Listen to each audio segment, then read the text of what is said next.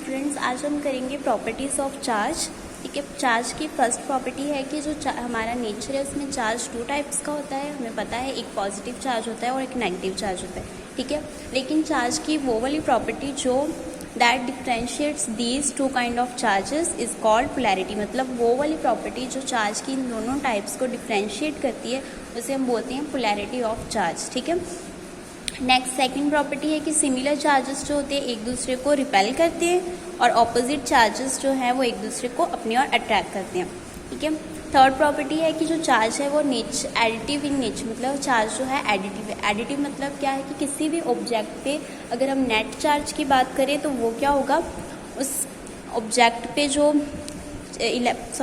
Positive और negative charges होते हैं उनके अलजेब्रिक सम होगा। मतलब पॉजिटिव और नेगेटिव चार्जेस जो हैं उनका टोटल जो ओवरऑल सम करेंगे वही उस ऑब्जेक्ट का नेट चार्ज होगा।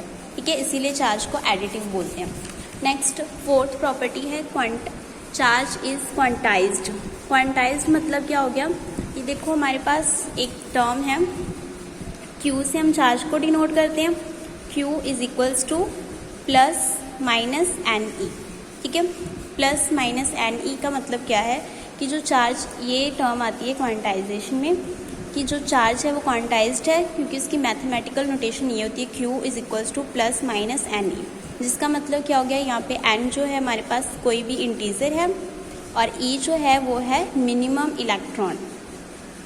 ठीक है, मिनिमम इलेक्ट्रॉन मतलब एक इलेक्ट्रॉन की कितनी वैल्यू होती है 1.6 इंटू 10⁻⁻19 कूलम। ठीक है, तो हम जब भी चार्ज की क्वांटाइजेशन चेकआउट करते हैं तो वहाँ पे हमारे पास क्या था, उसकी इक्वेशन क्या बनती है कि मिनिमम जो इलेक्ट्रॉन है उसकी मल्टीप्लिकेशन होगी integral multiplication to minimum electron. तो ये इसकी डेफिनेशन होती है कि चार्ज जो क्वांटाइजेशन ऑफ चार्ज क्या होता है, integral multiplication of minimum electron. ठीक है, तो ये इसकी डेफिनेशन है।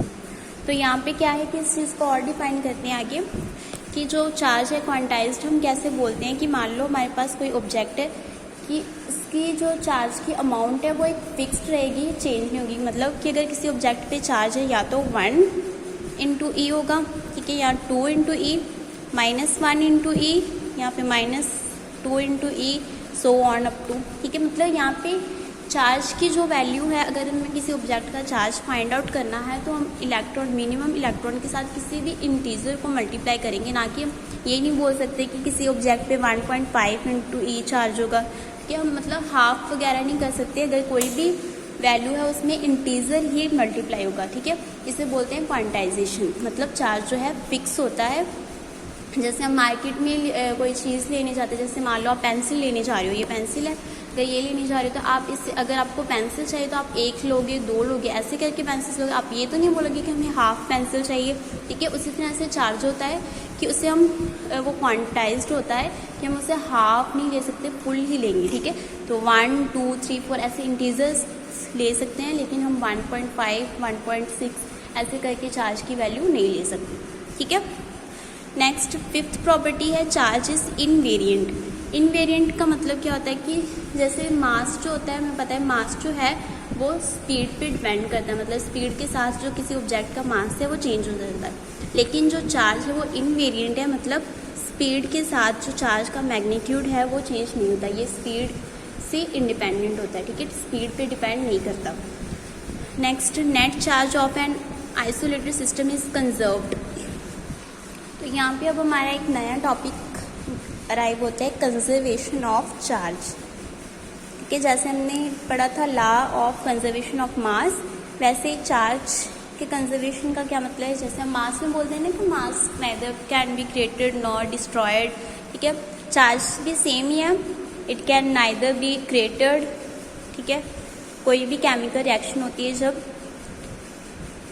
तो चार्ज ना तो क्रिएट होता है, ठीक है, और ना ही डिस्ट्रॉय होता है, नाइदर बी डिस्ट्रॉयड। बट यहाँ तक तो मास का था कि मास जो है ना तो क्रिएट होता है किसी केमिकल रिएक्शन में और ना ही डिस्ट्रॉय होता है। चार्ज भी वैसे ही, लेकिन थोड़ा सा डिफरेंस क्या है कि चार्ज जो है वो सिर्फ ट्रांसफर करता है, only transfers from one place to another. ठीक है, एक जगह से दूसरी जगह पे फ्लो करता है लेकिन क्रिएट या डिस्ट्रॉय नहीं होता। एक एग्जांपल लेते हैं, सपोज हमारे पास एक केमिकल रिएक्शन है Na क्या होता है सोडियम, इस पे मान लो पॉजिटिव चार्ज है और क्लोरीन इस पे नेगेटिव चार्ज है, ठीक है। जब रिएक्शन होगी तो क्या हुआ कि जो चार्ज है ना तो क्रिएट हुआ ना डिस्ट्रॉय। अब देखो यहाँ पे हमारे पास है पॉजिटिव चार्ज, यहाँ पे नेगेटिव चार्ज, पॉजिटिव और नेगेटिव दोनों एक दूसरे को कैंसिल कर देंगे, तो यानी कि यहाँ पे भी कोई चार्ज नहीं है, यहाँ पे भी चार्ज जो है ज़ीरो है और इस साइड भी जो चार्ज है वो ज़ीरो है। मतलब केमिकल रिएक्शन के दौरान चार्ज ना तो क्रिएट होता है और ना ही डिस्ट्रॉय होता है, बस फ्लो करता है एक जगह से दूसरी जगह पे, ठीक है। नेक्स्ट है comparison between charge and mass. Charge और मास में डिफरेंस क्या है, ये हमने पहले भी पढ़ा है। तो फर्स्ट डिफरेंस है charge is an electrical property, charge जो है एक इलेक्ट्रिकल प्रॉपर्टी है और मास जो है वो एक ग्रेविटेशनल प्रॉपर्टी है। मास हमेशा पॉजिटिव होता है जबकि चार्ज पॉजिटिव और नेगेटिव दोनों किस्म का होता है, ठीक है। There is always an attraction between masses but charge objects can attract और रिपेल ईच अदर। सो जो मास होता है उसमें सिर्फ फोर्स ऑफ अट्रैक्शन होता है, लेकिन जो चार्ज है वो अट्रैक्ट भी करते हैं और रिपेल भी करते हैं एक दूसरे को, ठीक है। नेक्स्ट जो फोर्स बिटवीन